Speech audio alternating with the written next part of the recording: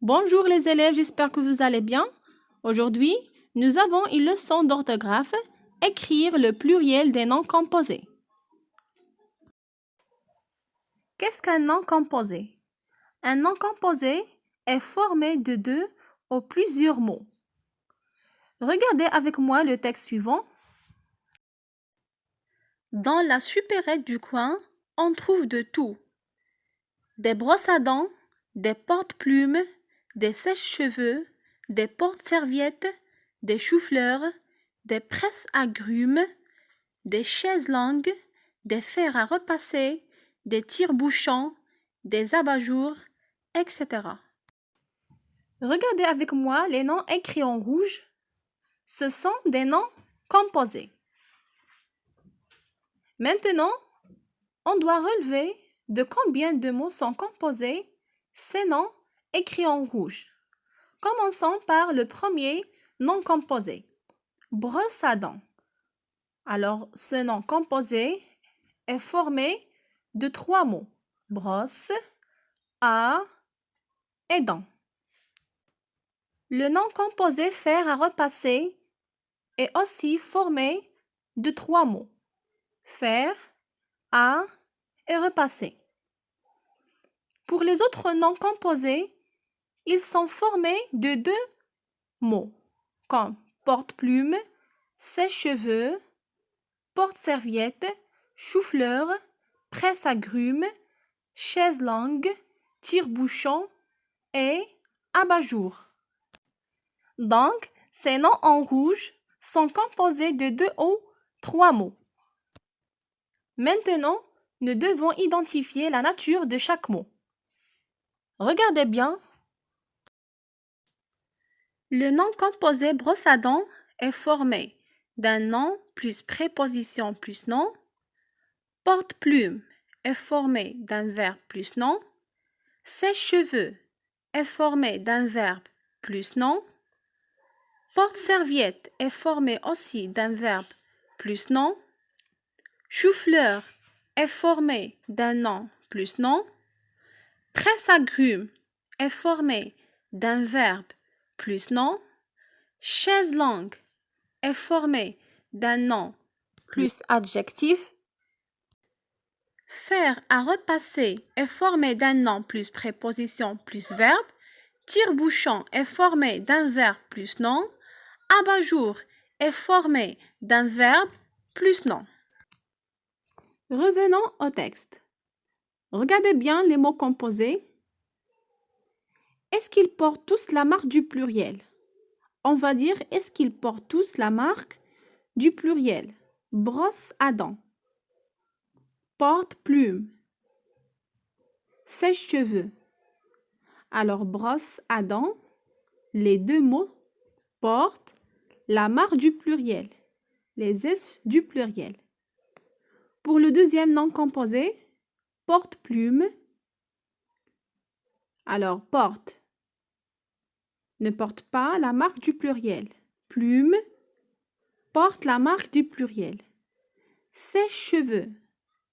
Alors, ce nom composé qui est formé de deux mots prend la marque de pluriel seulement dans le deuxième mot. Sèche ne porte pas la marque du pluriel. Porte-serviette.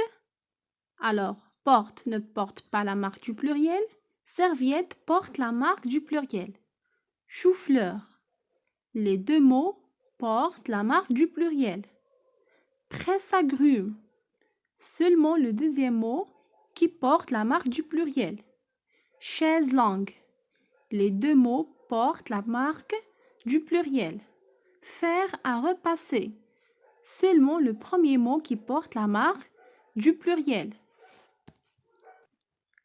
Tire-bouchon. Le deuxième mot porte la marque du pluriel. Abat-jour. Aussi le deuxième mot qui porte la marque du pluriel. Alors, quelle est la nature de ceux qui ne portent pas la marque du pluriel? Regardez bien. On a dit qu'il y a des mots qui portent la marque du pluriel et il y a des autres mots qui ne portent pas la marque du pluriel.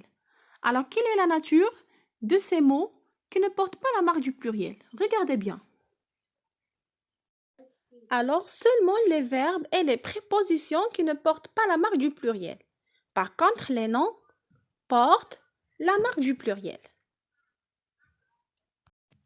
Allez-y les élèves, qu'est-ce que vous avez remarqué à partir de ces exemples? Alors nous avons remarqué que pour écrire le pluriel des noms composés, les verbes et les prépositions ne portent pas la marque du pluriel. Voilà la règle. Dans les noms composés, seuls les noms et les adjectifs peuvent se mettre au pluriel. Regardez avec moi ces exemples. Des oiseaux-mouches, des porte-bagages. Le premier nom composé est formé d'un nom plus nom. C'est pour ça, les deux mots portent la marque du pluriel. Le deuxième nom composé est formé d'un verbe plus nom. C'est pour ça, seulement le deuxième mot qui peut se mettre au pluriel. Regardez avec moi cet exercice. Forme des mots composés à partir des mots de la colonne A et de la colonne B, mêlés au pluriel. Alors on dit un essuie-glace, un garde-manger, un garde forestier, un serre-tête, un gratte-ciel, un chef-d'œuvre, un hors-d'œuvre, un porte-plume, une porte-fenêtre. Et pour le pluriel de ces noms composés, seulement les noms et les adjectifs qui peuvent se mettre au pluriel. Autre exercice, écris au pluriel les noms composés.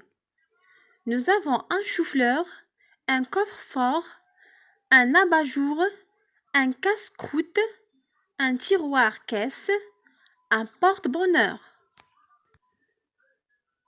Le premier nom composé est formé d'un nom plus nom. Deuxième nom composé est formé d'un nom plus adjectif. Troisième mot est formé d'un verbe plus nom. Quatrième nom composé est formé d'un verbe plus nom. Le nom composé, un tiroir-caisse, est formé d'un nom plus nom. Le dernier nom composé est formé d'un verbe plus nom. Donc, voilà le pluriel de ces noms composés. Des choux-fleurs, des coffres-forts, des abat-jours, des casse-croûtes, des tiroirs-caisses, des portes-bonheur.